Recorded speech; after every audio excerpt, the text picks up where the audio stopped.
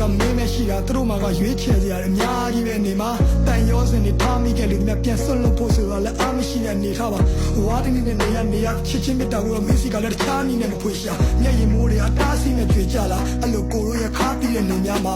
ကပရဲ့အမောင်ချမ်းရောက်ရင်တော့မင်းလိုက်နေတဲ့မြင်ဖို့လောင်ကျွမ်းပြနေမယ်ဘသူ့ကိုချစ်ခဲ့ဆုံးလဲချစ်ခဲ့ဆုံးလဲမေးလိုက်မင်းနဲ့ပဲခုဒီကြောင်ရန်ထဖြစ်တဲ့မိတ်တီလာကလောနဲ့အောင်ပန်းကနေရောင်ရှင်မျိုးတဝိုက်ကတောင်တန်းလာတယ်ပေါ်မင်းလက်တွဲပြီးနောက်တစ်ခေါက်ရှောင်းစမ်းမရသေးကိုလိုတူနေမှုရထောင်းနှခမ်းဝါရီကိုကနောင်ရများစွာတဲဖို့ရင်းနဲ့လူပွားကြီးလေ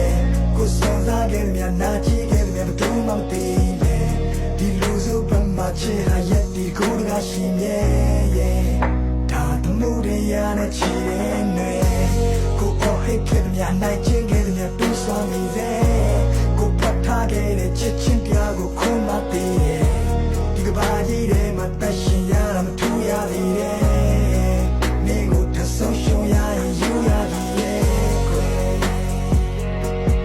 ယူရသည်ရဲ့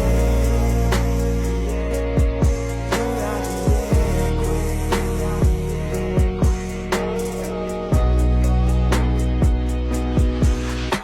မြစ်တစ်ဖက်ကမ်းမျိုးကနေထိုင်ပြီးတွေ့ကန်ပြီးဒီအိမ်ပြန်လန်းရဘလောက်မိုင်းခီးဝဲမလဲမသိဘသူနဲ့မှရှင်ကန်ပြီးမရွေးနဲ့တော့တစ်ခုခုဆိုဘဲမှာကွမ်တီးလေးပဲရှိတာကြောက်စိတ်တွေအလွန်ခဲ့ပါချစ်ဒီလူကတိတ်တည်းနေနဲ့မှနင်းနေ